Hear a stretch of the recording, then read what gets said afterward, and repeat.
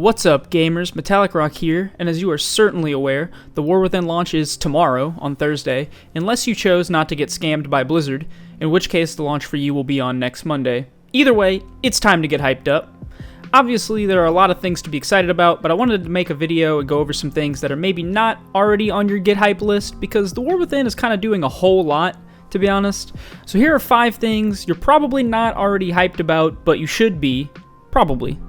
First up is Mythic Plus. Shocker, Mythic Plus player hyped about Mythic Plus. And while that's true that there are dozens of things to be hyped about in Mythic Plus due to the rework, all the new affixes, the new scaling system that'll make higher end content more consistent, the new dungeons, none of that is what I'm actually hyped for. I'm hyped for Mythic Plus to be kind of hard.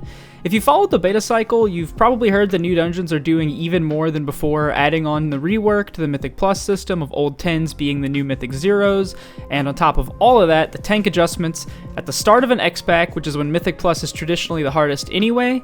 I think this Mythic Plus season is going to shape up to be a pretty difficult one, and while I understand that might end up being problematic for myself, and admittedly I might end up miserable because of all of this, at the moment, thinking about it, I'm kind of hyped to get my ass kicked in some 4s or something.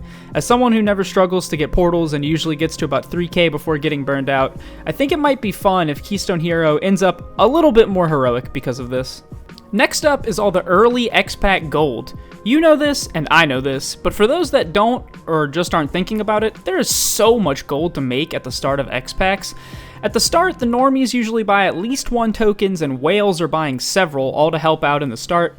Token prices drop, and mats are going to be at an all-time high. Druids will be back on top, with dynamic flight being the default, so gathering will be extremely straightforward for them.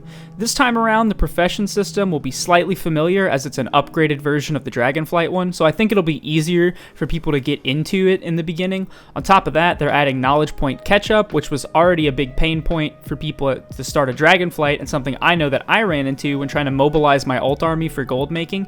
Despite this, in Dragonflight, I was able to make lots of gold through skinning, even though I only started using my ults at the end of Season 3 for gold making. Due to the early access, I expect to have a few characters leveled as well as some profession stuff started, but I'm mostly hyped to see what daily cooldown stuff proves to be useful with my ults. Ideally, I can get enough tokens to buy that new Diablo 4 X-Pack. This one is a little more low-key compared to entire systems for the expansion, but in the War Within, they're changing Mythic Dungeons to be a daily lockout. That's already hype, because it means you'll be able to do daily world tours at the start, which I already feel is something we're going to look back on fondly, mostly meaningless content that is remembered well. But something that people might not be realizing, unless I misunderstand something, is that older Mythic Dungeons will also have a daily lockout. This means that if you need to farm mounts from places like Tazavesh, Underrot, Freehold, or in my case, King's Rest, you'll be able to do a run on them each day on each character. This isn't a particularly crazy thing or anything, just a change people might not be realizing when it comes to the daily reset for Mythic Lockout, and something I'm looking forward to, as I've been wanting that Tombstalker for a while. The next thing that I'm really hyped about is a huge influx of new players. Every X-Pack launch comes with a large increase in players. This has a few effects that are all pretty exciting. Generally, this means that groups will form quicker, the world will overall just look more alive, that feeling that you're experiencing new content at the same time as other people, and almost everyone is as clueless as the next person, is something that I think really encapsulates the experience of a WoW launch. But on a more personal level, I know that people I enjoy playing with will probably be making a return to the game too. My guild always takes a break after getting AOTC, and getting to jump back into the game with everyone will never not be hype. I think the War Within will have this feeling even more than Dragonflight did. While Dragonflight was criticized for being a bit on the boring or unrevolutionary side, I think it did a great job at helping to mend the game's relationship with the players after the destruction that Shadowlands caused. I'm thinking and hopeful that the War Within will be a pretty epic follow-up to Dragonflight's rebuilding, and that because of that, the War Within's launch will see an even bigger turnout. And lastly, the thing that I'm the most hyped for is to make more content for the game. More vault openings, more Zero to Heroes, maybe some that aren't even on tanks. At the end of Dragonflight, I did a Prot Warrior Zero to Hero series that I had a lot of fun making, and I'm hoping that in Season 1 of the War Within, I'll be able to do similar things for the other tank specs.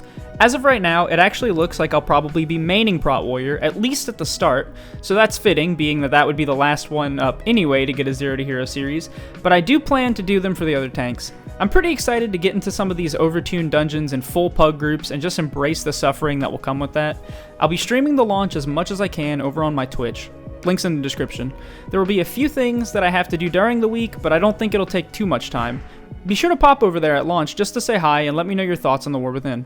That's going to be all for today, and the next time we'll talk, the X-Pack will be live. So if you enjoyed this video, subscribe for more. Thanks for watching.